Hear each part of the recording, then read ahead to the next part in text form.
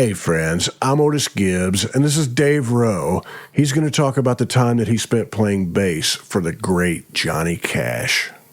There was a guy here named Hugh Waddell, and he was working for Cash as his publicist, and he was a good friend of mine. And Johnny had decided to go back to upright bass because he'd been carrying electric the whole time. And I never played upright bass in my life. I barely knew what rockabilly was. I sort of knew what the slap thing was. Just Hugh convinced him that I was the best slap upright bass player in the world, and which I wasn't. So I borrowed a bass, and if you know anything about music, if musicians are watching, it's all 1/5 bass. So I could fight my way through it, but no slap. And even if you're just playing eat shit country bass, boom, boom, boom, at the end of that night, I couldn't even move my hands anymore. I almost had to go to the hospital. And all the guys in the band were looking at me. They kept waiting for the slap to happen, and it wasn't there. So Cash called me over and said, he said, "You really don't play upright bass, do you?" I got totally busted by him.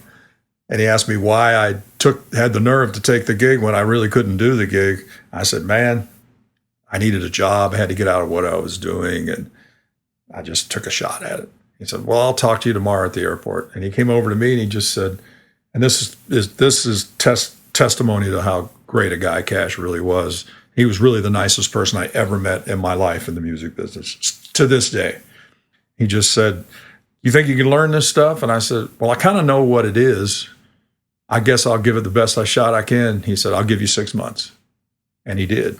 And it was never brought up again because I got home and busted my ass until I got as good as I could ever get at it. And it changed everything about my career. I went from being just a guy that could plink around on an electric bass to a guy that could bring an upright to the sessions or do whatever. And it just expanded my whole thing. So I owe everything where I'm at right now to Cash. I owe everything I own to Cash. I own all of it to him. There were 3 guys in this town at that time, especially Mark Winchester and even Roy Husky was still alive then, that could have just walked in and done it in their sleep. And they were like pretty freaked out that I got to get. In fact, when I got home, a couple of days later, I got an envelope from the House of Cash, and I thought, uh-oh, he's changed his mind. This is probably a severance check. And it was a check, but it was for $3,500 and a little note, which I can't believe I didn't keep. And just said, "Here's 2 bass players." One was in Branson, this older guy named Archie Phillips, who did the advanced, real showy kind of slap stuff, and Kevin Smith, who still plays bass with Willie Nelson now. He said, "Take this money and go take some lessons." And I did, and I'll never forget Kevin going, "How come you came down here to study all the way from Nashville?" And I said, "Well, I got the gig with Johnny Cash." He went, "That's supposed to be my gig, man." It was funny. Kevin and I are great friends, but that's how it started. I had to do it, and I had to get at it, and I studied it all and did it. Yeah, and I've played on some big rockabilly. I just did Setzer's new record and all that stuff, so it's paid off in the long run.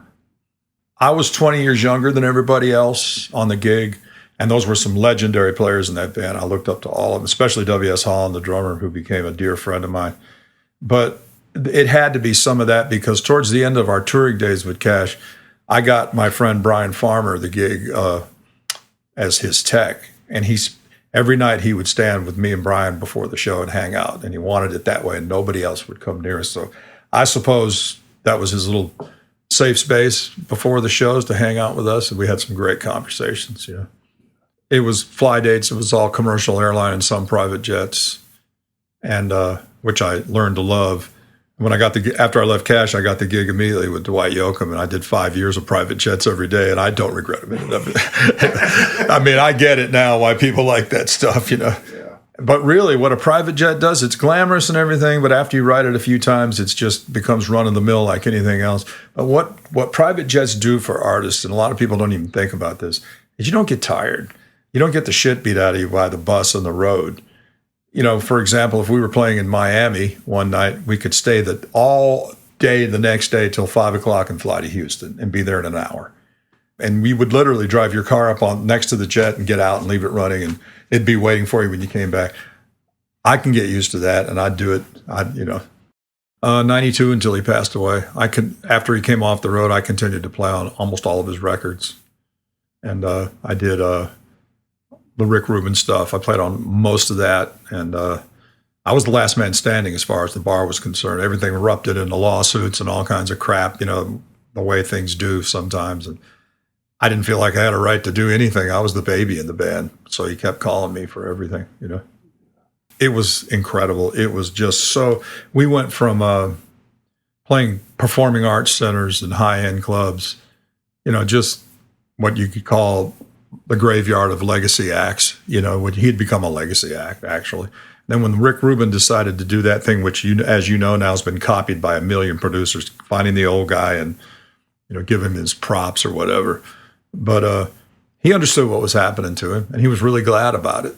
And he got a lot of blowback from his traditional crowd and a lot of blowback from his administration, if you will, his companies, because he left the Carter family home after that. We went from being a 15-piece touring outfit back down to the Tennessee Three plus him, which was so punk rock. It was just, it sounded, take away all the extra relatives playing acoustic guitars and stuff, and it just sounded like a punk band, you know, because it really was, you know. And you're not going to believe this, but the loudest band I ever played with in my life, and I grew up playing 8-piece funk bands in the 70s and hard rock stuff on the side for original projects and stuff. The loudest band I ever played in was the Johnny Cash band. It was, you know, that's just impossible to imagine. But I used usually 2 SVTs, 2 810 cabinets, and Cash would come over and still ask me to turn up, playing upright. So it was the drummer of W.S. Holland, you know, the Fluke, you know, he had 2 giant monitors, and he was completely deaf by the time he passed away. I mean, just couldn't even hear anything because of that. Bob Wooten played a Fender Twin with all the knobs on 10. It'll peel paint at 2 miles of twin reverb. That's one of the loudest amps ever made.